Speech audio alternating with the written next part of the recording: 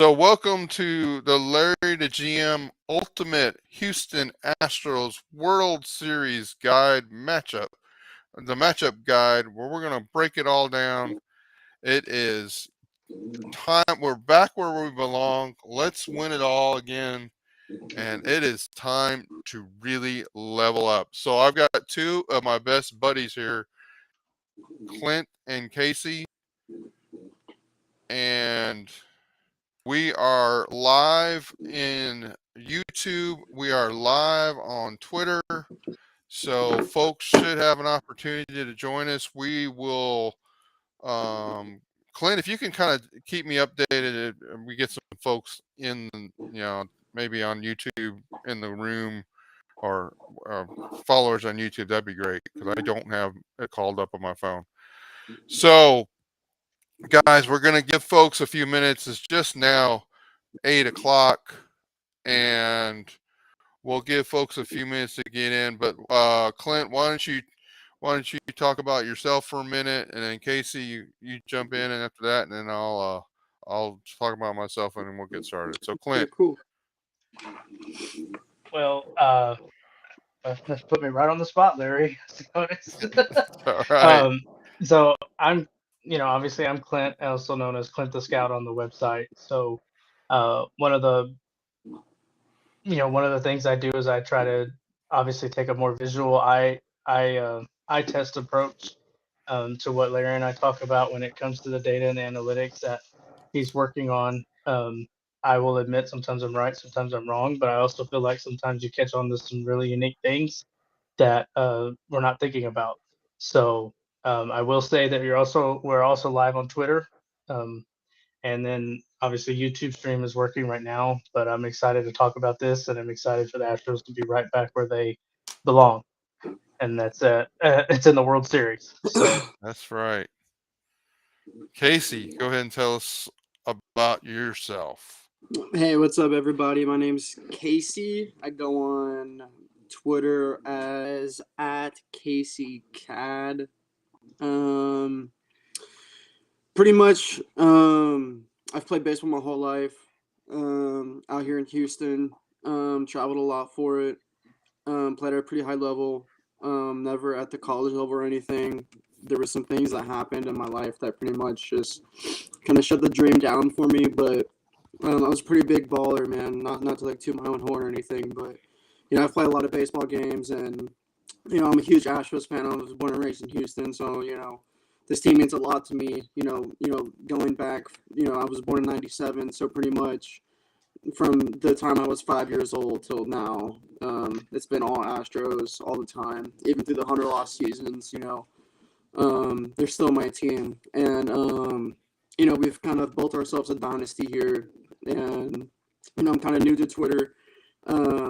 My account was activated in 2016, but I've really just got active on it in this past year, pretty like since COVID, essentially, and found this platform with Larry and Clint. They both did a great job, and Larry asked me to be a part of this, and I couldn't say no. So Larry, I appreciate you and having me on here, and Clint, you as well. Y'all both do a great job on Twitter, especially with this website that we're going to get into here, Larry. So that's pretty much me, and here we are, and back in the World Series, right where we belong, like you said. So I'm ready to go out over the numbers, talk about some of the things that we see, and go from there. Great. So we are gonna. Thanks, Casey. And Casey, if you get a minute, kind of check your mic to see something maybe funky coming through on the sound on your mic. Okay. So I am Larry the GM. Uh, I will readily admit I never played baseball at a high level, but I have loved the sport. Well, I don't remember a day that I did not love the sport of baseball. My earliest memories of baseball are in 1972 with the Oakland A's in the World Series. That I somehow remember the funky colored jerseys they had. I think that was 72, maybe it was 73, whatever. But those from those days, I vividly remember Hank Aaron breaking Babe Ruth's record. Was there watching it on TV live, and so My love ever since moving to the Houston area back in the late '80s, it has been it has been the Houston Astros, and um, when presented with what modern or what current uh, sports media puts out as analysis, and Clint knows this with multiple frustrations. I have decided, Clint's my partner, and we work really well together. A lot of times he will tell me what he sees, and I'll go see if there's numbers to back it up, or he gives me validation of what the numbers are saying. So here's the website. It's simple, guys. It's LarryTheGM.com. And today we are really going to talk about the article that went out today, which is the ultimate Houston Astros World Series matchup guide. If you have not gotten a chance to call it up and you're watching with us, please do. If you have questions as we go, um, please put them in the chat.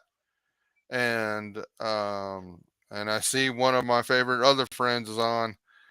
Caleb's on in the YouTube. So let's go through the guide. Enough messing around. Come on, Larry. Let's go. All right, here we go. Matchup guide. It's our time.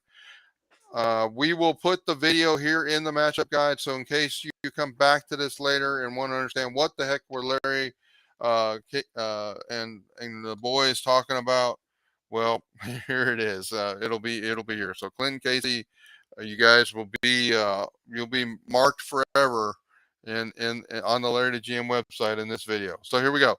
We will be talking about before we're done here tonight, all the different things we're going to do. This article link right here is going to lay out all the game day content. I'm going to cover it really fast right now, but today we're doing the stuff before the World Series. During the World Series, every day that there's a game during the World Series, I will be putting out an update to the daily pitching data and who's hot tonight. And I will also follow it up with a video around noontime on game days. And that'll just be like a quick 10-minute video that will describe what we should see in that night's game. Then at 6:30, every one of the World Series games starts shortly after 7. We will start at 6:30. A bunch of the people online will the Clint and Casey and a few others will be joining me on the Watch with the Larry the GM show. We will have the game on our TVs. We will not be rebroadcasting the game or the sound. What we will do is uh, we first before the game we'll talk about the daily matchup. We'll talk about the bullpen status. We'll talk about predictions for the game.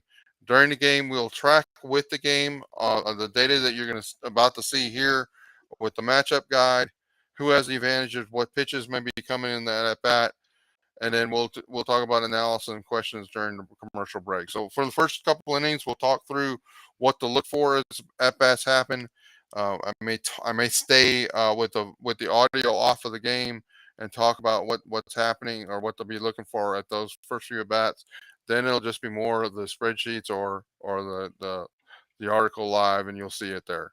So join us if you do join us. I guarantee you'll never watch a baseball game the same way again because you'll be like, "Where's Larry's guide? I need to understand who's got the matchup advantage here." All right, if you're a subscriber and you want to join in on the fun, reach out to me on the website and the chat, or send me a message on Twitter. I've got slot for 4 co-hosts, and I've got 2 for every game and 3 for game 5 if we go that far. All right, so all that, let's go back to the guide. So the first thing in the guide is always going to be, essentially this will be the daily content we talk at noon, like what's the status of these two teams as they enter the series. Now, guys, both these teams clinched on 10-23. This is not like the Yankees were coming into the ALCS with a tired staff and already. So they will all have full rest. So there's really not much here. But what's interesting, I will update this when the teams actually update the World Series roster, because I do expect a couple moves going here. Bailey Falter's a left-hander, and he did not do well in the NLCS. And if you guys, and you'll see it in the stats, there's no way. I don't think they're going to use Bailey Falter. If they do, I'm not sure when they're going to pitch him.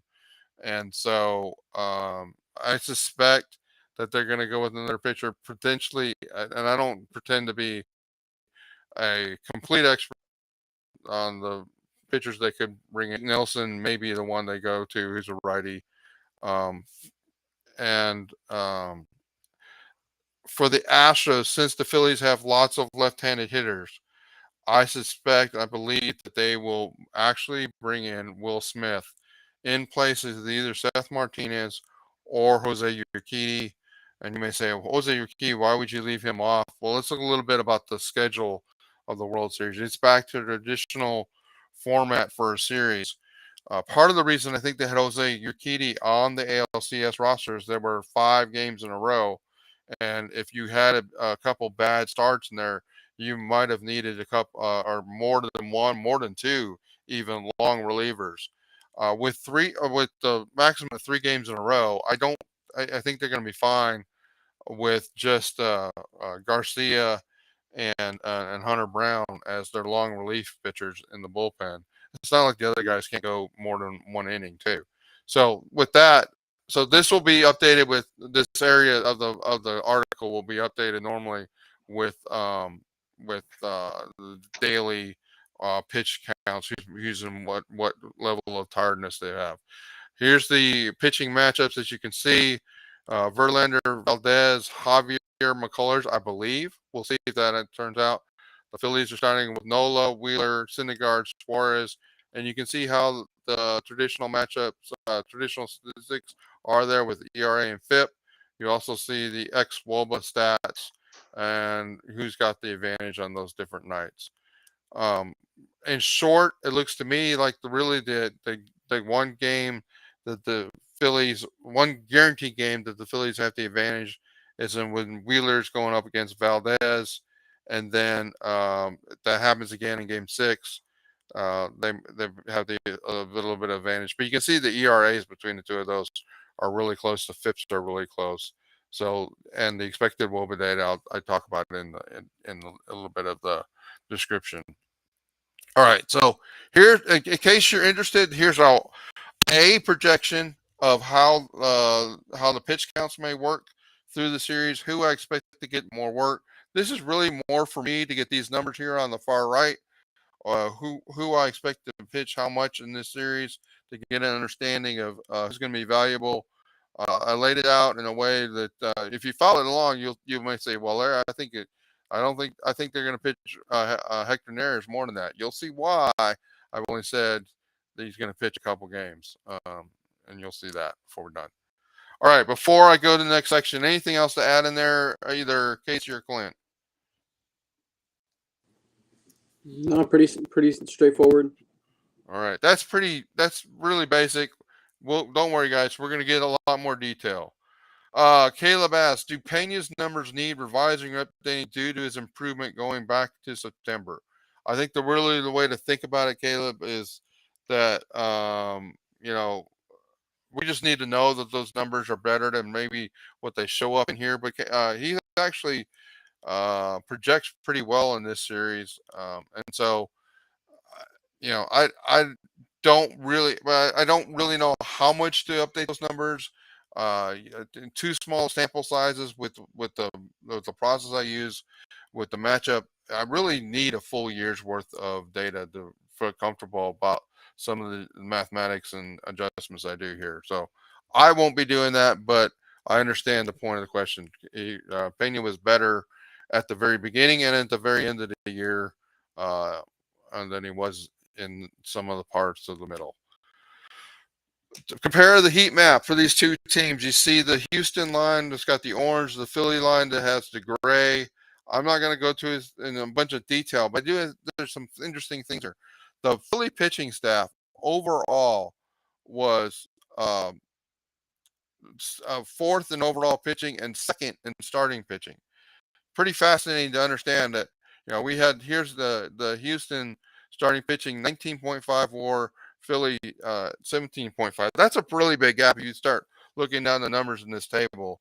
And just another way of saying how great the Houston starting pitching staff was. But it does lead to the also that staff was ninth more in the bullpen. Overall, that the Phillies were 11th in batting, which is really more of a position player war. And but there, if you look at this table, like, well, there's some spots that aren't really great at this table. Uh, the areas that are below average: 16th at first base, 16th at second base, 22nd at shortstop, 21st at third base, 25th in center field, 25th in right field, and that right field is -2 WAR, -0.2 WAR. So the puzzling thing is, if you actually dig in that day, you'll see that the Phillies were actually number 8th in offensive WAR, but here they are 11th in batting WAR, or traditionally I think it's called batting WAR, which is really more position player WAR. Is the this reason center field position with Brandon Marsh getting majority of the playing time after the trade?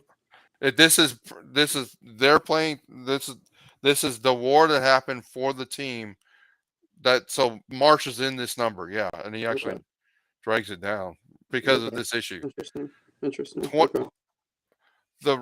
So when we talk about position player WAR, what happens in that number is it's both an offensive WAR and a defensive WAR. We don't usually talk about the defensive WAR piece of this, mainly because as Houston Astros fans, we have a really good defensive team. It's more bonus for us.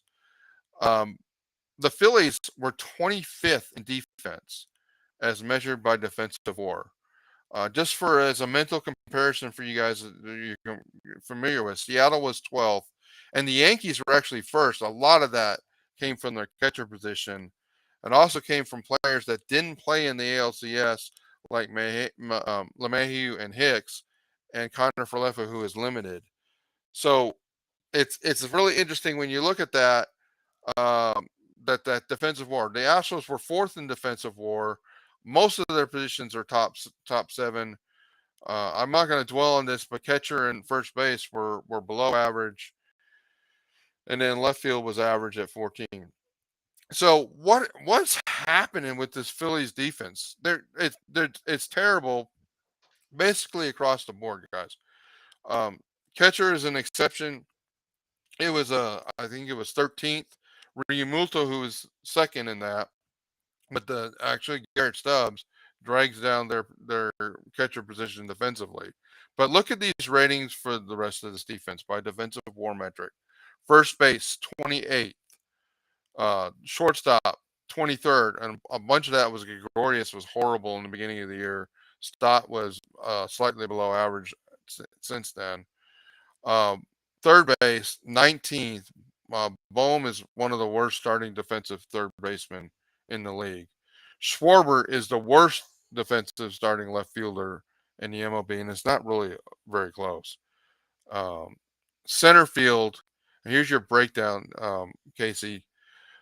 So the two players that really play most of the center field for the Phillies right now are Verling and Marsh. Verling plays versus lefties. Marsh plays versus righties.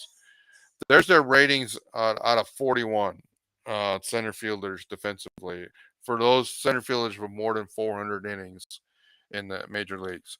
The position players that, so why is it, if it's that low, why is the other position players that are no longer on the team actually raised that were there earlier in the season, raised that to 19th. Right field. So you've got an outfield that basically is horrible defensively. Okay, I don't know how else to say it. Right field, Castellanos is the second worst defensive right fielder in the major league. So that's the words. There's the numbers. You can also, one of the other interesting things as you go through this is you look at the defensive runs saved metrics. The Astros as a team have 67 defensive runs saved. The Phillies as a team have minus 34. That's a gap of 101 runs between the two of them. That's about 0.6 runs a game. Now, guys, those are runs that we normally don't even think about, right? But those are like hidden runs that you're going to be watching the World Series and you're going to say, why do the Astros have 3 runs and like 2 of them are unearned? I mean, and it's going to be because of the defense. We saw a little bit of that in the LCS when the Yankees made some flubs, right, Clint? And so expect more of that is what I'm trying to say. And this is why it's important. This is why I'm dwelling on it, because at the end of the day, the defense of the Phillies, we're just going to lose this series. If nothing else, if everything else were even, the defense itself would lose the series for them. Comments, guys. What do you think about that defensive data? Clint, you want to go ahead? Well, no, I mean, I think we'll allude to it later on when we look at the heat maps and charts on the offensive side. But I mean, you can tell from the way that lineup is structured how they produce runs and how they produce wins. But it's just going to speak to the point of what the Astros should be trying to do, and that's force these guys to make plays at every turn. Yep. And the Astros lineup, and there are several guys out there that are just really good at forcing the issue. And Yep. I think it's going to be more prevalent now than ever. And like I said, the basis of the whole thing is hit the ball hard somewhere, and you'll probably find a lot more success. Yeah. Right, and absolutely. Caleb's got a good point in the chat, right? Bregman's ball that went into the gap that the Judge caught. Yeah. That's exactly. that's an RBI double against this team, and Yes. it's not always errors that get factored in here. Some of it's range factors, and it's plays they just don't make that an average outfielder would make or an average infielder would make. Yeah. I mean, it's 0.6 runs a game, that gap between the Astros and Phillies. But I bet it's going to feel more than that as the games go on. Yeah, so I'll touch on this real quick. So when you start digging into these defensive metrics, so for instance, it's like when you like the Yuli like little bloop singles, things like that. Like in this game at this specific moment in time in the World Series in the playoffs, that's why it is so important for you to make every possible play. You have to play your cleanest game you have played all year. Because this is what it comes down to. It's going to come down to your defense. It's going to come down to taking advantage of the extra base. You're taking advantage of literally anything this team can give you. That's why we win these close games. That's why it's so important. Like that ball that Bregman hit in the gap, that Judge made a play on. I don't know if that's like I don't even know how many people make that catch, because that to me was like unbelievable, man. Like that ball, he hit it so hard, and the route that Judge took was just absolutely perfect. And especially with how big he is, he covers a lot of ground. So like exactly what Larry said. I mean, like that ball's a double. Like that's a double, and any other against pretty much any other team is the way I look at it. So that's where like you have to start looking at these defensive runs saved, which is pretty much like when I hear like 0.6 runs, that's pretty much like 6 outs that you're stealing from the other team, which in a playoff game could be huge. Yeah. So is anybody? So my question to the YouTube audience or people that are watching this video later, is anybody else talking about this? I can guarantee. I haven't heard anybody talk about it. No. In fact, I saw a clip on MLB try to spin how great of an outfielder Brandon Marsh is, and they literally put up positive 0.8 or positive 8 defensive. OAA, outs above average. What they didn't tell you is all 8 of those outs above average came in left field for the Los Angeles Angels before he was traded. And as a Los Angeles Angel in the center field, he had +1. And as a Philly, since he moved to Philadelphia in the trade, he's -1. He hasn't played any other position. And they still had the audacity to say, like, well, Brandon Marsh is a great outfielder, a great center fielder. And like, there's no data. I mean, he might be, guys. I mean, the funny thing about defensive metrics is you start getting too small sample size. But the point is, there's no data to support the fact that you put 8 out above average out there and said that Brandon Marsh is that good, because Casey, playing center field it has some fundamental differences than playing left field, right? Yes. Yes, and playing it's like every position is different. Like I really did not like playing right field at all. I just didn't see the ball come off the bat good, like against a righty. Like the ball tailing away from me, I just never got a good read on it. But like left field, like I knew like exactly like if the ball was hit well, like I already immediately know like I'm gonna have to go back on this ball. And center field, it was just wait. I was a center fielder, so like I just saw the ball best from there. So but Well, the yeah, other thing it's that we different. you think you think about it, Casey, when when you're playing a corner position, depending on what batter's up there, Yep, it tells you everything. You get a left-handed batter hitting it down the right field line, the ball's going to move towards that line. It's just the yep, way that the physics work. So that's all that anticipation. That's all the things that kind of go into why these guys are so good is they yep, feel that. exactly. And you know what we're talking about when you see a ball, just the sound off the bat tells you what you Yes. should do. And Yep. there's a unique feel to that. And so that should just tell everybody how good the Astros team is defensively. Is they've developed that, and that's a definite strength. And the only other thing I just wanted to add real quick was these defensive metrics, although you can get into sample size, you can get into things like that. Where I think it's valuable is how you make or how well you make the plays you should make and Yes. how well you're able to execute the outs that they give you. And so we will probably see moments where we're not quite sure why this happened or why there's a complete why this ball is a single instead of it not being and why it wasn't why it wasn't picked up, why didn't they run it down, something of the sort. So Yep. it's going to be a little nuanced, but I just wanted to feedback on that because I know I've sat there. You play a corner field, you're reading the bat, you're reading the sound, and obviously you're reading the spin as well because it changes everything, and you just Yep. kind of have to feel that out, and it can be hard. They deserve a lot of credit. Yeah. It's- 100%. Yeah. Well All right. said. So I mean, I got into them guys. I'm writing the article and I found this data and I'm like, okay, I got this. This is something important. I'm not sure anybody else is giving you any. It's talking about any of this. All right, let's talk about team batting and pitching. So what I do in the guide is I give you the data for the Philadelphia Phillies pitching staff, and I just want to start with like data you're used to seeing. Okay, ERA, FIP, WAR of these guys. You get kind of their understanding their demographics, their age, how many innings they pitched this year, and you can see over here on the far right, I'm giving you the expected WOBAs versus left-handed hitters and versus right-handed hitters.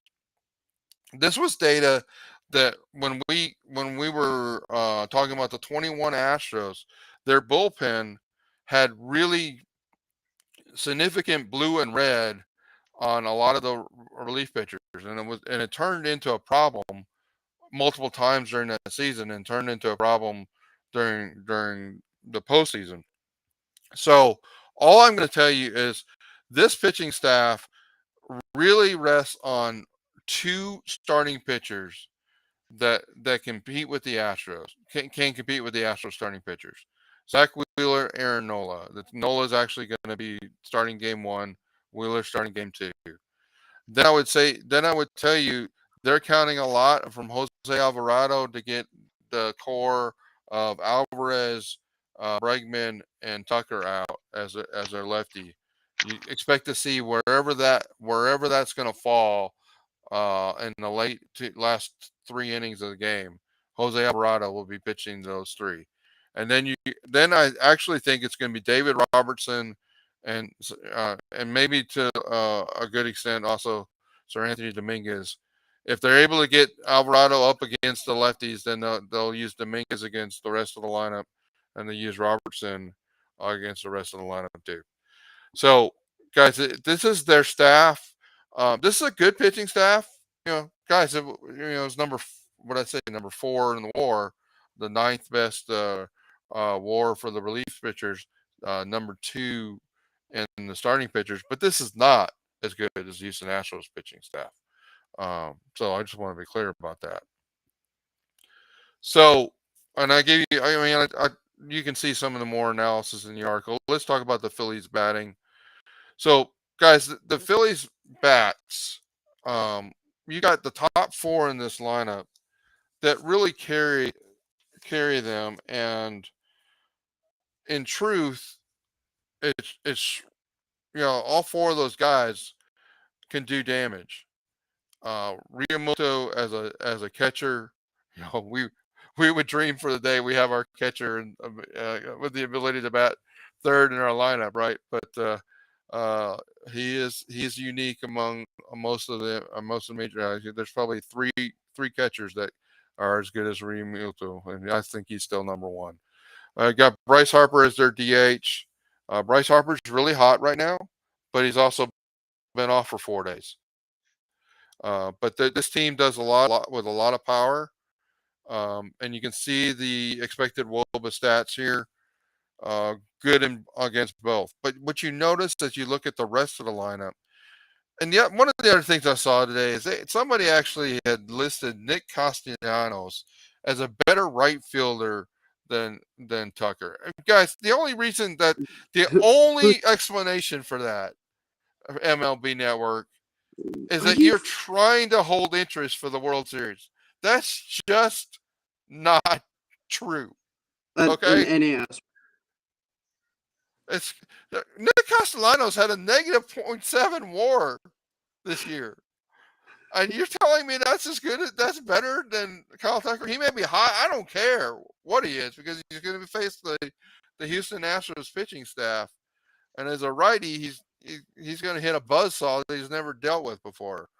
But there's their numbers. So Clint and Casey, uh, any thoughts about the hitting or the pitching for the Phillies? I'll go ahead real quick. Bryce Harper is one of my favorite players of all time. So I'm really happy that he's at this point where he's at now. Finally playing in a World Series. He's incredibly hot right now. He hit that home run in the 8th inning to give his team the lead to go to the World Series, which is just unbelievable, man. JT Realmuto, man, dude, I was dying for the Astros to sign him back when he was with the Marlins.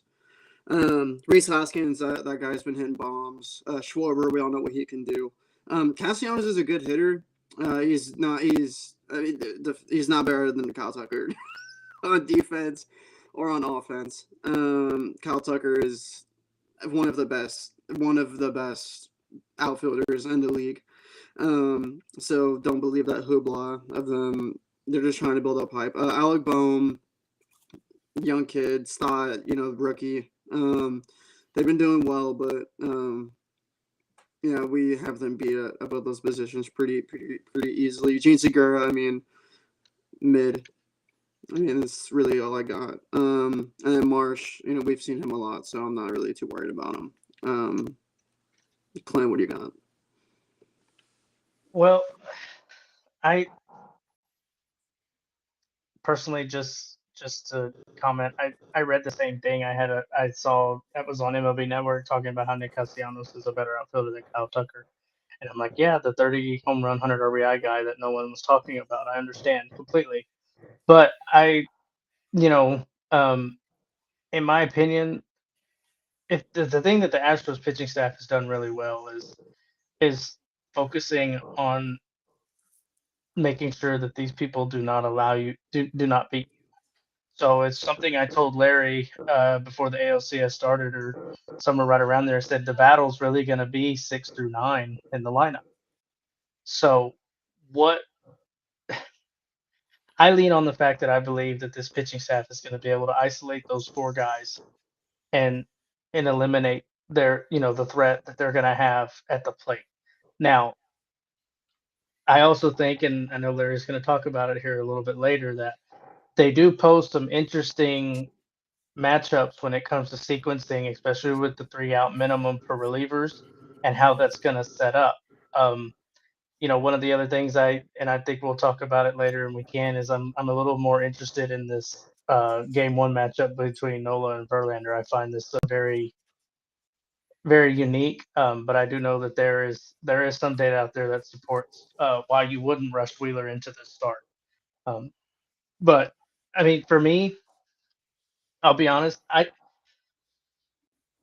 think the biggest part of this for me is just to make sure you do not let someone like Bryce Harper walk up there with runners on or, you know, one out to start something. So when you're navigating this, you really want to be sure you're setting him up for oh, it's Bryce Harper, there's nobody on and two outs, or there's nobody on and no outs. Like you're setting yourself up to pitch really aggressive against a really great, really a great hitter.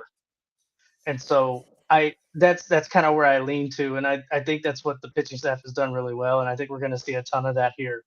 And I think a lot of people will probably start to realize that our pitching staff is actually pretty good in a lot of different ways, and I think we have the matchups that will benefit overall. It's just going to be a matter of being able to get it to all kind of line out the right way. So I think the other thing that's going to be interesting is how they how they would deploy a potential pinch hitter in some of these instances, because I know Derek Hall and Dalton Guthrie, even though they're kind of no names, those are some interesting ideas of how they would kind of layer that in, because we're they might find themselves in a need of something, and so Yeah. kind of filling in that. Hopefully, the idea is to put pressure on them, make them panic. So Yeah. So I added Derek Hall to this table because number one, he's left-handed, and and he actually has a good split versus right-handed pitching. And by God, I think the Phillies are going to be desperate for somebody in batting. You can see that they get um, Nick Castellanos up or somebody up, or maybe it's further down. Yeah, they got Bryson Scott up and two outs, and the bases are loaded. I can see them like we gotta have Derek Hall bat. And so the thing is, they had Dalton Guthrie, who only had 28 plate appearances. I think he's one of their, a lot of Philly fans are probably really excited about him. But due to the sample size, I chose to say I think the Phillies may jump on bringing in Derek Hall, the lefty, um, versus the Astros. So that's just me purely conjecture. If he's not there, I'll take it off the table and we'll see how the data flows from there. But one interesting way to look at this is when we try to understand the Philly offense, is just compare it to the Astro offense, right? And so one of the things I'll say here is they have essentially four big hitters like the Astros have four big hitters, right? But our best hitter is better than their best hitter. I'm sorry, Bryce Harper, you're not as good as Jordan Alvarez. And Kyle Schwarber's not as good as Jose Altuve. If Jose Altuve, we're going to get the Jose Altuve we expect to get. Ryu Milto and Alex Bregman are basically at the same level, and then Kyle Tucker's better than Reese Hoskins slightly. But then look down the lineup.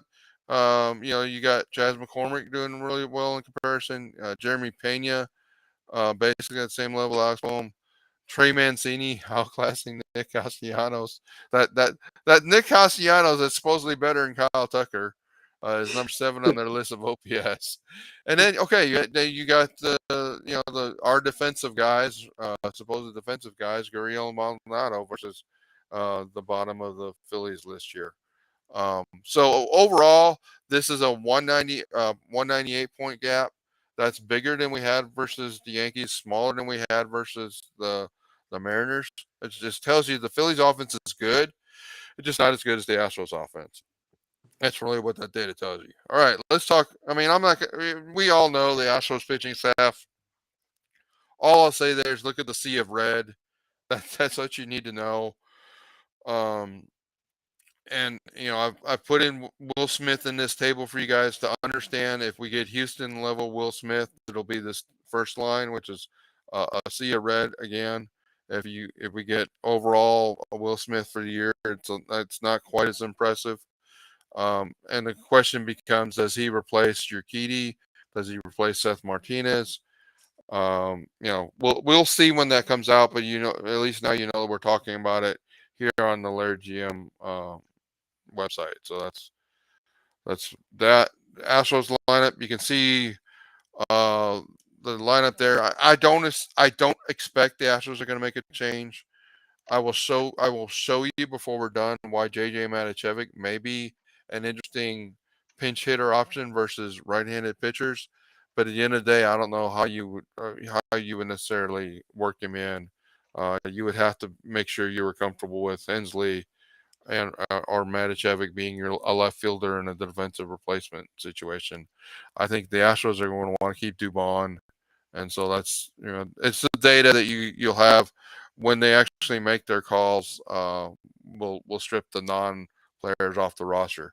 At the end of the day, interesting thing here is you look at the starter expected WOBAs, and we compare those to the starter expected WOBAs in the batting side for the Phillies. You compare the pitching for the pitchers and the pitchers for the Phillies and the Astros. You can see the Astros pitchers are better than the Phillies pitchers. And you can see the Astros bats are better than the Phillies bats. Okay, that's that. I'm not making up. I'm not trying to say the Phillies aren't good. I'm just telling you that's what the data says when you look at them. And so what I try to do is like, okay, well, how do I summarize all this before we go to talking about the matchup guide? And I one of the things I did last year when I did this is I kind of used a boxing analogy and said, okay, let's consider this a multi-round fight. Well, we do that same thing this year, and let's just call it the starting pitching round, the relief pitching round, the batting round, and the defense round. I mean, Casey, check me on the scoring here. If you think I'm being too easy on the Astros, but I say the starting pitching is a 10-9 round. It's a close round, but the Astros take it. The relief pitching is a 10-8 round because the relief pitching is better. Batting is 10-9 again because that's what's interesting about it is those two scores that probably people are going to focus the most on is the batting and the starting pitching. And I think the biggest differences in this series are the other two rounds, the relief pitching and the defense. And I couldn't settle on Philly if I wanted to put them as a 7 on the score or a 6 on the score or even lower. But that's the way I scored it. What do you guys think about the scoring here? I mean, the starting pitching for the Astros is just. I mean, not just the starting pitching, but the relief pitching as well. I mean, like it's, dude, this is just some of the best pitching I have ever seen in Houston. I mean, like it's really unbelievable what this team has done, especially in the bullpen, man. I mean, like it's remarkable what these guys have done, and when it comes to batting too, I mean, man, it's really hard for me to be like, oh, like yeah, I'm trying to be like modest, but like I think this is just like this team is just way better. The Astros. I mean, like they're just way better in every asset of the game, and especially like when it comes down to defense, like giving up the little runs like we talked about earlier, like the defensive run metrics. I mean, like, like it's really gonna come down to for me limiting Bryce Harper with runners on base. Yeah, That's what's really good. And when their top four of their lineup when it comes to guys on base, like you have to limit the long ball. You cannot let them have the 2-run bomb, the 3-run homer. You cannot allow them to have that because you're just digging yourself in a hole. Which I mean, like with the Astros, it's they're not out of any game, to be honest. I mean, like any like they could get down 5, they could get down 7. And I would still be like, you know what, dude, just wait because it's they're just tough. They're just tough to get out. So, I mean, this is fair. I think these are fair. I would honestly give a 10-7 in relief pitching and even in starting pitching too. It's 10-8, but this is fair. All right, Kate, what do you think? Well, Clint? so I don't want to downplay the offense of the Philadelphia Phillies, not because I think it's better than the Astros. I think you just have two flip sides of the coin. The Astros have so many different ways to beat you offensively. The Phillies really have one, and it's all derived around that top four of the lineup and creating that chaos there. And it would perpetuate itself multiple times throughout a game. I mean, you can ask Padres um, and how that works out and what situations they got themselves in with Bryce Harper or with some of those hitters that just did not allow them to win baseball games. But for me, I know a lot of but we talk about the pitching staff, but I don't think folks talk about it enough at how incredibly different it has been with this new pitching coaches with Josh Miller, and I forget the other gentleman's name, but like there has been something that has changed philosophically that has led to what they have created in this bullpen. I mean, I even alluded to it as well. It would not surprise me if we saw a little bit more Luis Garcia in this series because of how he profiles, and I know Larry will get to that later, but the versatility and the depth is just not we just don't speak about it enough. Yeah. And what we don't and the other thing is, and like I've said before, 6 through 9 for us is just as deadly at times as 1 through 4. And that's the really hard thing for people to really put into their minds is understanding how Chas McCormick can go opposite field and hit a home run off of anybody at any moment in time. It's there. And so and plus we do have a couple, in my opinion, we have one of the better catchers in baseball on our bench to fulfill that spot, pinch hit, kind of create that variation when we need it. And so I don't mind the scores because for me, I like to respect the opposition no matter what. But I think when it comes down to it, the Astros are playing their game and doing what they do well. Yeah, I figured this is a five game series at most. That was my feeling, yeah. assuming that they get one at home. But we'll talk about that a little bit more later. Well, and All right. Trey Mancini is no pushover either. Like I know he No, has really, I no, know not he at hasn't all. really shown a lot, but I mean, dude, like the fact that he's hitting 7 in our lineup is just ridiculous. I mean, like it's crazy. It I really Yeah. is. So I let's get to the yeah. matchup guide, guys. And so, here we are, 45 minutes in, and we're going to cover the matchup guide. And I'm sorry for the length of this, guys, but I wanted to be thorough, and I wanted to give people a real detailed analysis of what this series is, and show you the numbers behind that. So when I talk about the matchup guide, here's what we do.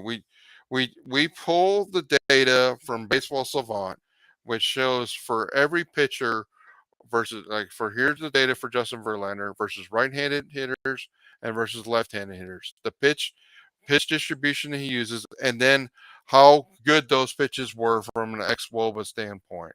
All right, so I have that for every one of the Astros pitchers. We'll show you the Phillies table in a minute. So if you want to understand, if you're like, okay, what pitches does Justin Verlander really throw? I mean, if you're like, what should he be throwing against a lefty? What should he be throwing against a righty? That's here, in the guide for you. Same. What we also then go is do the same thing for the batter. So Jose Altuve versus every kind of pitch he could see. If he faced it a statistically significant amount of time. Full disclosure, I'm still struggling with what that number is. And so, if the number looked really, really off, I or the sample size was just really, really limited, I didn't take it. So, but so that's why there's some blanks here, especially for the more part-time players. But you understand, like, when we say Jose Altuve hits the fastball really well, there's the data that backs that up, right? And so this is the data versus those batters versus right-handed pitcher.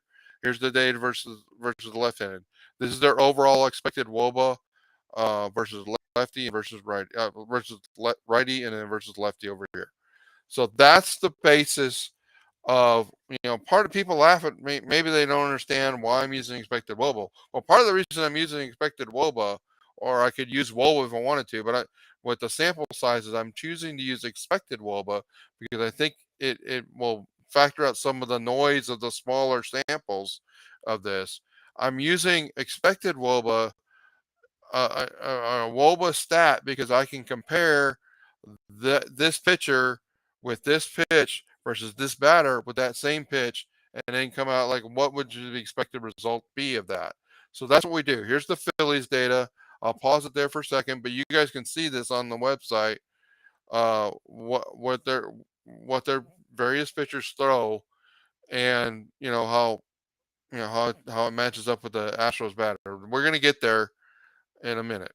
So there's the Phillies table. And what I did in the Phillies batting table, because there's all this publicity out there about how incredibly great the Phillies batting is, I chose to take the cells in this table that are greater than zero point 0.4, which is a really high expected wOBA. Average expected wOBA is 310, guys. So a 0.4 is a great. We're talking about probably 800-ish OPS with that. I'd have to go study that in detail, but that's about what it would be. So those maroon cells in this table, at a glance, you can see like these are the senses. Justin Verlander should not throw these top fours in the lineup a four-seam fastball unless it's off the plate and not in a way that they can't really do major damage with it. So that's what this data tells you the trouble spots for the Astros pitcher. Okay, so what you do is you take the data for Justin Verlander that what I showed you before. Well, he's a right-hander, so you take that data, what his pitch mix is for when he's throwing the lefties, what his pitch mix is for when he's throwing the righties. Then you pull the data table for the Phillies versus a right-handed pitcher. That's this data right here. And then what you do is you calculate, okay, for Kyle Schwarber, he's a lefty. He's facing this distribution of pitches. So this times this number, this times this number, this times this number, and 0.388 times the 3.7%. That gives you Kyle Schwarber versus an average major leaguer, what you could expect him to be doing. Then you take these numbers, which is simply the 51 times a 0.291 minus the 310. That gives you an adjustment factor on Justin Verlander's fastball, his slider, his curve, his changeup. Gives you an overall adjustment for Justin Verlander at 0.073. That's what I subtract from the number here. So at the end of the day, you've got Justin Verlander versus Kyle Schwarber, and that great pitcher versus that great batter ends up with an expected wOBA of that matchup if Justin Verlander throws his average pitch mix at 311, which is right on exactly average. So what you should be able to do is look at these numbers in red. These numbers in red are about to go into the table that we're about to show. This is the Justin Verlander versus the Phillies data. Now, areas where I don't have enough data are yellow. If I don't have enough data for a pitch, I'm yellowing out the overall total. So that I won't be able to tell you what I think about that matchup because I don't know. In this case, like Mendo Sosa doesn't have enough data versus versus curveballs to be something I'm willing and comfortable to talk about. So here is the Houston pitchers versus the Philadelphia Phillies. So you see now, guys, this data is saying this is a great batting offense, which would mean there should be a whole lot of red in here. And this is what Justin Verlander does to a great batting offense, right? He turns that great batters into average batters, with the only exception really being JT Realmuto here because he probably is a good has a contact. But that's what it looks like, and you can see the bench players. You can see that overall average against the starters, against the top 9 in this list, 0.277. That's versus 310. That's how good Justin Verlander is, right? He's taking that great Phillies lineup and turning them to a below average hitting lineup. And you can see the different pockets. So now you can look at this data or you can look at this table and understand. If you look at this table and what we will do during games, so backing up to what we talked about earlier, during the game, we will have, when Justin Verlander is pitching, we will have this table up. Now, we're not going to do a lot of commentary during the game, but for the first few, we'll talk about, okay, Kyle Schwarber's coming up. you can see what Kyle Schwarber hits really well, but you can see what Justin Verlander pitches really well. And when you look at that, you look at the combination there. Well, the out pitch, the pitch that Justin Verlander wants to get Kyle Schwarber out with, ultimately, is the curveball. So you may see if he's throwing 5 pitches to Kyle Schwarber, he may start with a curveball. He intends to end with the curveball, versus or strike him out with that curveball. And so that's how they get there is part of the fascination. How will the Houston pitching coaches Maldonado and Verlander get to the point where at the end of the day they're getting Kyle Schwarber out. In this case, probably with the curveball, they may go to the changeup, but they're probably going to look at this matchup and say we're not really going to want to throw Kyle Schwarber a fastball. Now, guys, hold me accountable. Did that make sense as I went through that? Yes, it makes sense. This is called game planning. This is what it is. This is the game within the game, guys. Yeah. Yeah, not This just is that, how you but put that. together a game plan. How you're Yeah, gonna get that's how these you guys put out, together how a you're gonna sequence. attack these hitters. Like this is what they're doing. Or not they might not be doing this exactly, but they're definitely looking at numbers, plug and play just like this. You have to. I mean, there's no other way. There's really no other way around it. Like people say, oh well, they're looking at different numbers. Like okay, sure, I'm sure there's something that they're looking at, but this is the meat and potatoes of like how you come up with a game plan. Yeah, whether they're looking at expected WOBA stats or I don't know, or they're looking at expected ERA and then translating that to, or they're looking at expected OPS and then comparing that to the other whatever.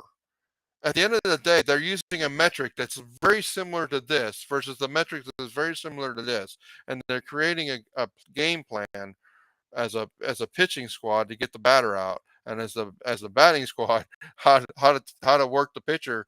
Ultimately, it's in a lot of cases it looks just like this, where they're better at hitting fastballs than anything. That's why they're major leaguers, because most of the mere mortals can't hit 95 miles per hour pitches, right? But they actually like a 95-mile-an-hour pitch because it creates good contact. So if I can get hold of a 95-mile-an-hour pitch, well, then that's a more solid hit. So at the end of the day, that's where this table is. That's the Houston pitchers versus Philly batters. Clint, I'll pause and let you jump in and say something you want. I was just gonna say to Casey's point as well. This is how in my opinion, I think this is how they develop a pitch sequence. So when they're walking through this, I'm sure that there's also I believe that there's also analytics involved. How likely is this guy to swing first pitch?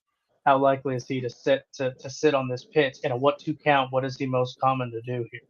And so what they do is they layer that in as a plan. So it would not surprise me, and I don't know this for fact, but like if example Kyle Schwarber's a first pitch swing guy, that Verlander's throwing a curveball first pitch and setting a tone to catch him up front off his front foot. Well, then you go 0-1 count, you open the repertoire. And so this is what gives them now, instead of one or two options, it gives me three or four. If I want to miss a fastball up on the top of the zone, I can, because I've already established that the curveball can come at any moment. Right. So it's all about playing this game, and it's a chess match. It's a little bit of, in my opinion, it's a little bit of poker in a sense. Yes, You've and there got are four things that cards. You're throw it. Yeah. Yeah, and there are things that are going to happen in the game to where you might change the original game plan. Like for instance, like if I throw a curveball and I see someone just completely out in front on it, I'm going to be like, "Oh, you know what? I should probably throw that again." Right. Like there's going to be things that happen within the game, but that's the game within the game. Well, even when warming up, right, Casey, they say my slider's terrible tonight. I better not throw that ball, right? So they're gonna make adjustments. But the point is, guys, and I know this probably looks to the general public like a bunch of freaking numbers that are way too hard to understand. That's essentially why we're here right now, right? I want people to get an understanding, like don't worry about whether it's 408 or 343 or what. look at the shade of red. Red is always good for the player to, like red down here is good for the batter, red up here is good for the pitcher. So at the end of the day, here we are. How well did the batters do in every one of these situations? So what you see as you look at the Houston pitching staff here, number one, you see that Valdez doesn't have data for a lot of the guys in this lineup. That's because of the pitch mix Valdez has. That there's just a lot of batters that don't see that pitch mix enough to really have good data on part of it. But you also see that the lefty gets pretty hammered by some of these righties in this lineup, right? So when we talk about game 2, Valdez versus Wheeler, I have some concerns because at the end of the day, top 4 becomes more like a top 6 versus Valdez versus some of the other pitchers. Now notice over here, Chris, you got Justin Verlander just shutting him down. Look what Javier does to he got basically the 2 lefties that are doing pretty well against him, but everybody else is just like they might as well just go up there and hope for a walk. Yeah, Larry, I'm also like, and I think that's what made me really curious about why he picked Nola for game 1 and Wheeler for game 2. Is it but the problem is when you look at that, and we're gonna talk about how our hitters match up to those guys. I'm kind of torn on that because they seem really comparable in terms of how they match up to this lineup. Well, Wheeler is their best pitcher. Well, right? yeah. And so I'm wondering if they went with this direction just to create the mismatch itself. Yeah. Well, I think us... Nola's actually their best pitcher, but okay. I think Wheeler's got the more experience, and it's. I think they at the end of the day they're just hoping that one of the 2 of those guys, or if they started, is going to be able to beat the Valdez in game 2. More that is what they're going for, and then they hope to get him again in game 6, and then see what happens in game 7. But I think they the thing about this, if you look at these totals, and we're going to start focusing on these numbers down here, the average versus the starter. So let me cascade you through. Basically, this is the pitch data, right? Pitch versus pitch. Also ends up in an ultimate like bat pitcher versus that batter. This is pitcher versus batter data right here. Then this is overall pitcher versus lineup data here. This over here becomes batter versus starting pitchers, batter versus relief pitchers, batters versus overall lineup here. That's how these numbers come together. So when we start talking about, we're going to start summarizing these numbers, batter versus pitcher versus entire lineup. And then we're going to talk about these numbers, batter versus starting pitcher, batter versus the whole crew. Those are what I'm about to summarize next. But the point is, you can see these numbers. You can see where the Phillies have some opportunities. See where, similar to Valdez, the lefty struggling a little bit in the Philly lineup. Ranger Suarez, I don't know that he's going to be their game 3 starter, because he's going to struggle against that lineup of Astros. In fact, you got Chas McCormick down here at 394. You've got Martin Maldonado at 375 because of the pitch mix that Ranger Suarez is. I submit to you, I don't think if I would have done this data all year long that I would have ever come up with a matchup that Martin Maldonado would be a predicted ex-WOBA matchup of 375 versus a pitcher. It's just that the pitch mix that Suarez tends to throw are the things that Martin Maldonado really does well at hitting, instead of like throwing him sliders that he doesn't do well at hitting. So there's your lineup, and I said Noah Syndergaard mainly because look at early on I said Bailey Falter. Is he going to be on the staff? Well, now you see why. Look at this mix of Bailey Falter, red everywhere. That means the Astros I mean, I don't know if he'd make it through one time through the order with those kind of expected WOBA stats. It's crazy. So there's some spots in here. I mean, the fun way to use this table during the game is you think, well, I think Noah Syndergaard's getting tired. Where does he if he's getting tired? There's no way he's going to face Jordan Alvarez in that situation. And so, which pitcher would you go to in that situation? Well, against Jordan Alvarez, there's never a lot of options. Jose Alvarado is going to be the tool they try to use to not get out Alvarez and Tucker. But he's really their late. He's like their late inning guy, right? He's essentially like their Montero, a left-handed Montero. I know this Sir Anthony guy has been pitching well lately. Yeah. If I'm not Sir mistaken. Anthony Dominguez, and then Robertson. I mean, if you look at the data, I think Robertson's also going to be a pretty good matchup for them. So there's the data, right? There's the details of that. So let's pull back a higher level from that. Let's talk about the Philly overall. So if you take those numbers, so I told you about, we have the numbers versus the starting pitchers. We have the numbers versus the relief pitchers. We have the overall weight. Then if I take an average of the top 9 in that lineup, it's 297 for the Phillies. That's, again, versus an average of 310. So the Astros are turning this great Philly offense into something that more aligned with like the Cincinnati Reds during the season, right?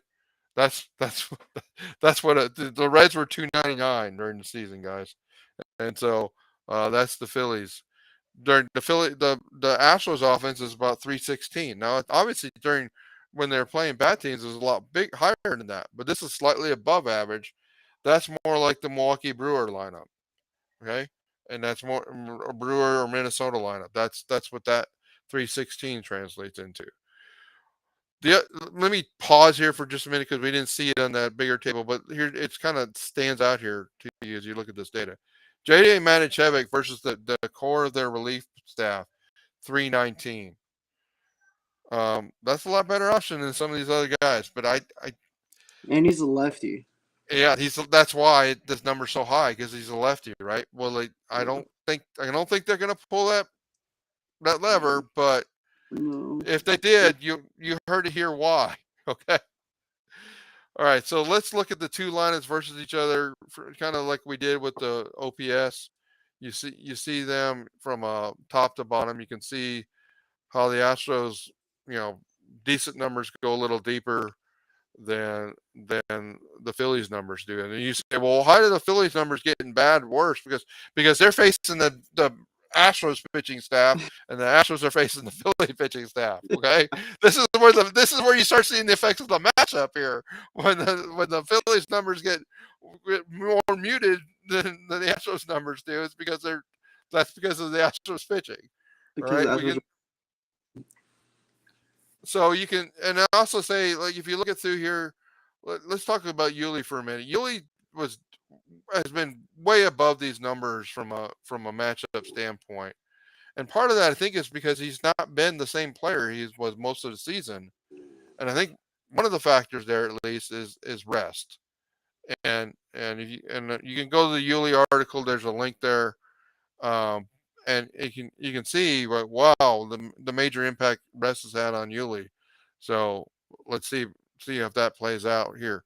Here's the pitching expected WOBAs. So this is the data that's on the bottom of that table versus the starters. And you can see, like, Ryan Presley, Christian Javier, Justin Verlander, Rafael Montero, the usual suspects are going to be incredibly well. So why does Larry talk about Will Smith? Well, Will Smith's number 5 on this list, guys, the matchups, because those two super powerful batters for the Phillies are both left-handers. And Will Smith's been really good as the Houston Astros. And this is why, Jose Urquidy, not so good. And so I don't know. I don't know if they're going to do that or not. Well, and I also think, and we might talk about it later, or we could talk about it now. But I know we touched base on it, and how that if you look at the lineup the way the Phillies is when they go 7-8-9-1, you run into multiple Yeah. lefties. That's a really big wheelhouse for Will Yeah, Smith they to have come like in and four. They have like four of them, right?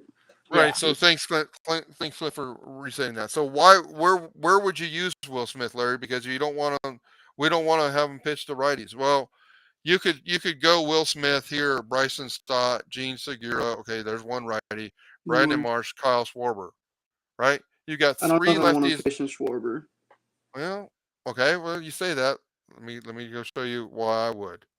So here is Will Smith versus that lineup. Okay, so you see the bottom of it. Bryson Scott 223. That's excellent. 334. Not great. Actually, that's one of the better Phillies matchups. True. 42 versus Brandon Marsh. Basically says Brandon Marsh has no chance against Will Smith. Kyle Schwarber 304. Look along here. Kyle Schwarber 304 is second best to Ryan Stanek on this list. So I'm okay with Will Smith facing Interesting. Kyle Schwarber. Okay. This is why you get it like, okay, I don't think what to do. Well, go check out what the matchup table says about that. Yeah, And Because he does. Yeah, it actually doesn't match up bad, like terrible and against. yeah, and the great thing about it is you would obviously, and that's the problem is if they're layered that way, if they're lined up that way, you can't maximize your left-handed reliever if you go Schwarber, True. if you put him in right at Schwarber. But if you were to put him in at Bryson Scott, you would potentially look at 4 outs you could get in that situation, and then you're left with making a decision after Schwarber. Then you find another reliever, but I that's why we've been kind of well. That's why Larry's been really adamant that Will Smith makes a lot better case than Jose Urquidy in that Yeah. regard. yeah, I Well, I mean, so don't. the challenge is look at your kitties. I mean, Yeah, it's not it's a good. sea of red, right? And Yeah. and the issue here is like, how many times are you going to use Jose Urquidy? We didn't use him against and the reason you didn't do this against the Yankees is the Yankees were mainly right-handed hitters, right? And you just not there. I mean, I could go pull. You can go find in the ALC the same tables in the ALCS Yeah. article, and you can Yeah. say like, well, there's no use for Will Smith there. So yeah, so that's there we are. So when you look at those pitching staffs, those options there, overall average of all these numbers here, 302, that's again better than average. You look at the Phillies staff overall, 317, that's worse than average. So, 302 is kind of like the Milwaukee Brewers pitching. And then, the 317 is somewhat like the Baltimore Orioles pitching, right? So, I mean, I'm just trying to give you the analogies where these two would look at what they look like from a whole season standpoint. That's what the matchups essentially turn them into. Now, I'm not saying, guys, all this stuff, all this matchup stuff is just probabilities, right? All I'm doing is saying these are what that that matchup would lead to from an expected result standpoint. Not saying that, hey, they're never going to get Jordan Alvarez out, but because that's not what that number up there would mean. But it does say that the chances of getting Jordan Alvarez out are a heck of a lot harder, um, especially in these matchups than and getting Jose Altuve out. I mean, I it's mean, the you probably hardest already out knew of that, anyone that's on these either two right? teams. I mean, Jordan Alvarez is the hardest person to get out. Bottom line, point I blank. mean, there's nothing that's surprising in this overall team number. Where it Yeah. gets interesting is when you start digging at it versus each pitcher, right? Because each pitcher has a different pitch mix that they normally throw. Each pitcher has a different, uh, righty versus lefty breakout, and so that's where it becomes interesting. All right, so did I miss anything in the guide? Scrolling down, scrolling. Okay, but I just went back. I said, okay, now that you know the matchup data, there is the boxing score analogy. I didn't change the numbers. I just wanted to reset it because I like my own analysis there so much. So here's the point. I think the one pitching advantage I see for the Phillies is game 2. Game 6 would have that same dynamic, but I would have and for game 6, I'm ready to go with a Luis Garcia. In case Framber's right here, second worst on the staff, guys. That, that's what we're looking at. And so I'm ready to pull a Luis Garcia into a game 6 if we need to. I love Then Louis. Yeah. yeah, and then the top of the Phillies lineup, it's likely to produce. There's a lot of red there, and the question really becomes: do you get them? Are they producing? Are they getting extra base hits when there's nobody on base, or are they getting them with runners on? I think the Phillies defense is going to cost them at least 3 runs, if not more, in this series.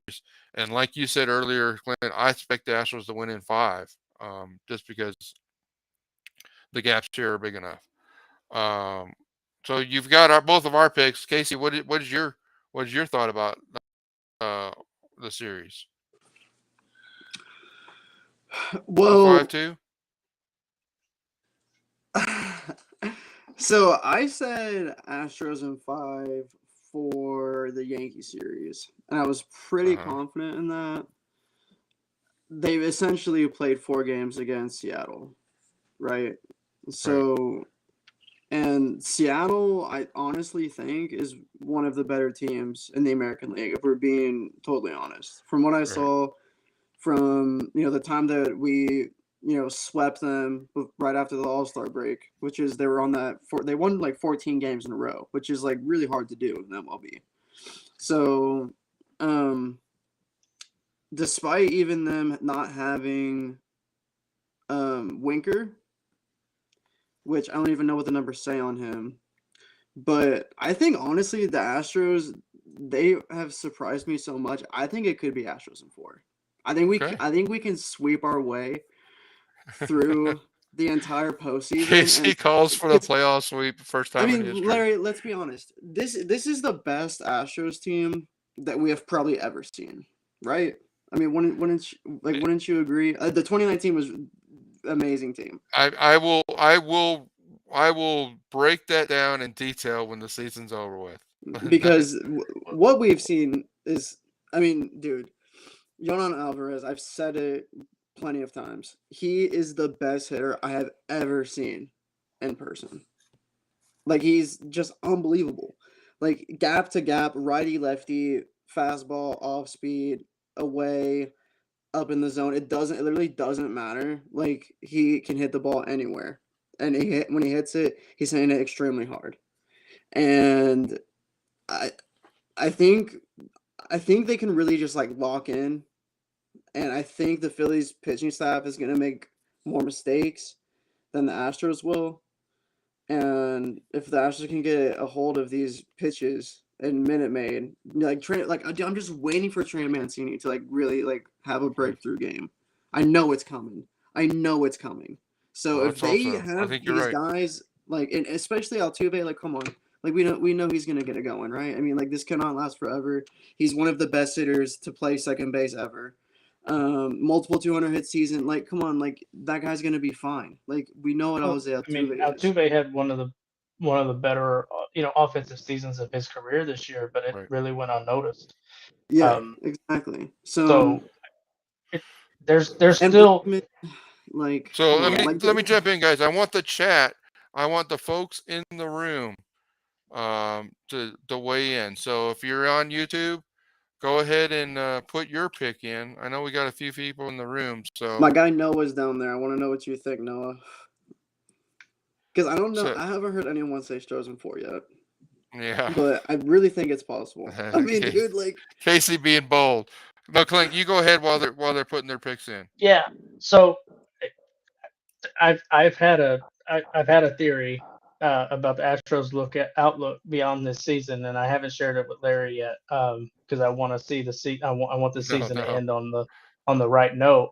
But I think it's a good one. I think you'll like it just based off of what we've seen in the landscape of the American League this season and kind of how things are playing out. But I think for me, the Astros in 4, I feel is very possible, but in my opinion, the recipe for that is going to be getting at Nola early on Friday and putting the pressure on them. If they go down 0-2, and they head to Philadelphia down 0-2, they have a ton of questions to ask really fast, and so they have to make really short, concise. They have to be very they have to be perfect in their decision making from that point on. And I just don't know if you can allow that to happen. If they're going to be able to do that down 0-2, facing this lineup, knowing that you have Javier and McCullers coming right after the fact. So that's going to be the trigger for me. Is just kind of is for me, playoff baseball is always a thing. You create a little bit of chaos, you create panic, and then you force the issue. And the Astros have a unique ability of forcing the issue for everyone that they play. And I think that's what's made them so great this season is they linger, they're there, and then when they get their opportunity to force the issue, they start to force the issue. And it's just like it's a very annoying thing for people playing them.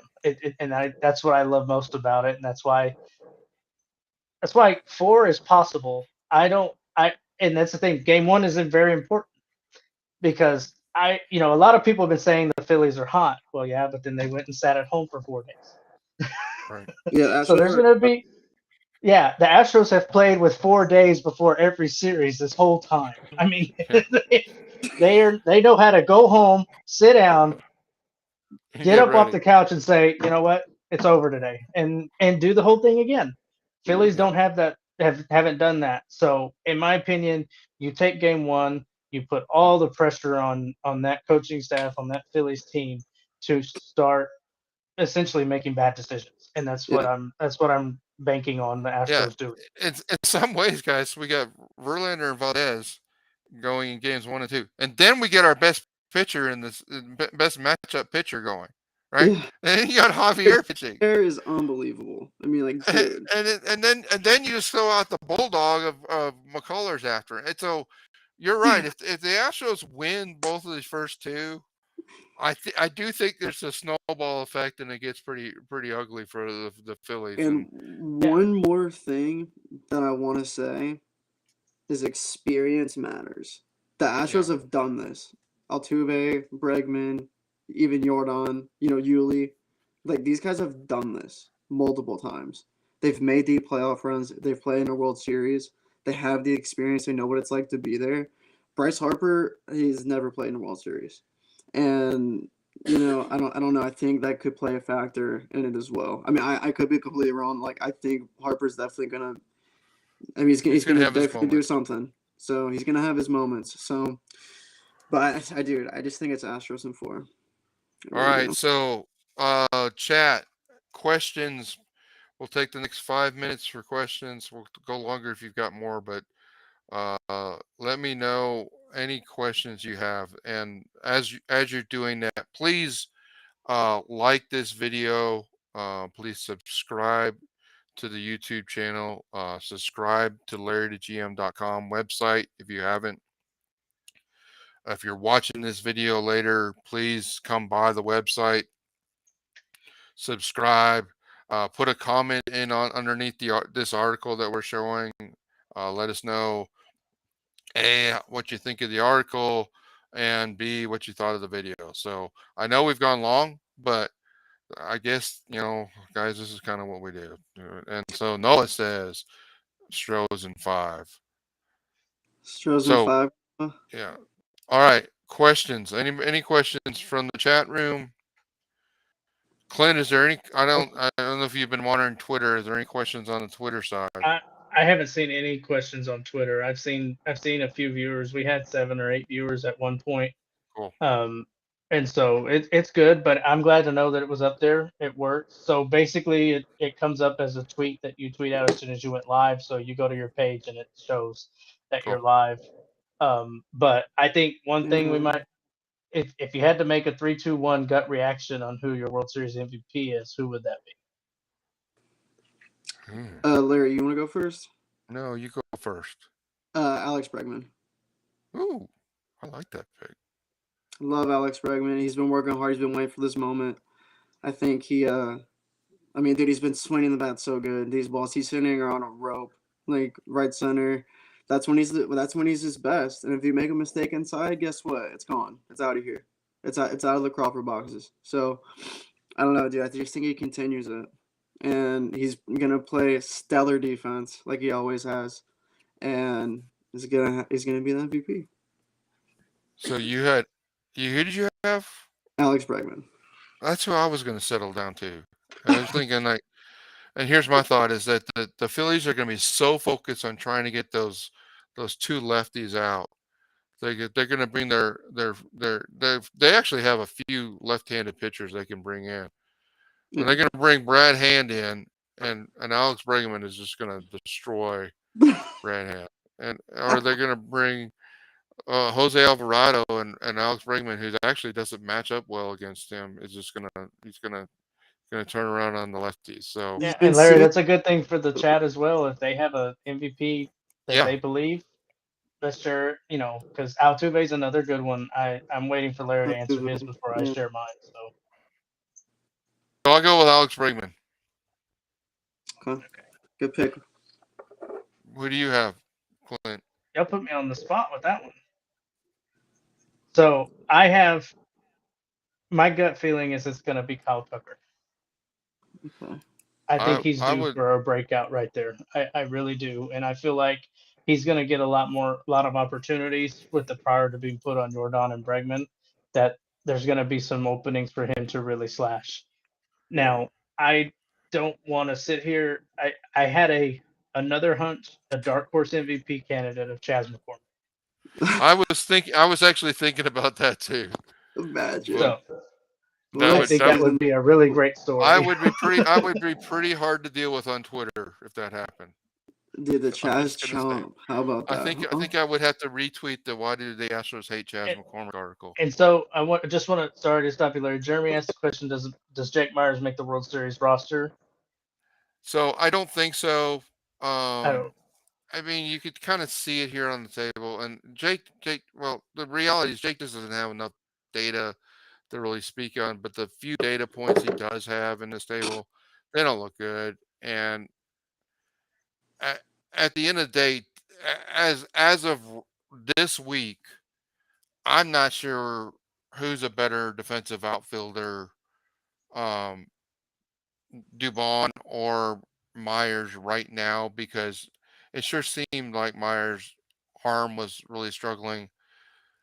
I my my dream world is I don't see either one. I don't see Dubon to play the entire series. He's there as a insurance policy, which is I think essentially what he's going to do. Um, I mean, this whole Chaz then it McCormick. almost doesn't matter if Myers is there or Dubon's there, because I don't think either one of them's playing very You much. need the bat, really, right? Like that's what it. Like offense is what. Like he's at a. I mean, what he's at average center fielder, Chaz. Yeah, well, no, he had like three. He has a defensive WAR of like 3.5 or something like that. So And yeah, Dubon has what? 0. Okay, And center field 0. but he comes in as I a mean, defense. I know healthy, but Myers is a better defensive outfielder than either one of them. But I just don't. I still not convinced that Myers is healthy now. I'm sure he's had plenty of time with the coaching staff. They know the answer to that. So I mean, I think it. Let me say it this way, Jeremy.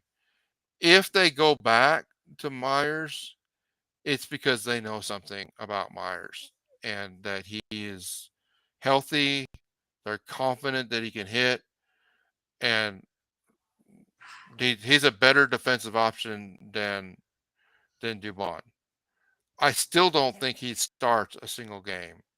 Yeah, Um, no. I think at least we've gotten to the point where the Astros know it should be Chas McCormick starting every game Does for Jake this. Myers match up well against anybody on their pitching? Like I- anybody at It's all? it well his data set is too limited to really know because they Yeah, throw some of the secondary stuff that I didn't feel comfortable really pulling yeah, Jake exactly. Myers data in. That's the problem with him. Like the data's not really out on him yet.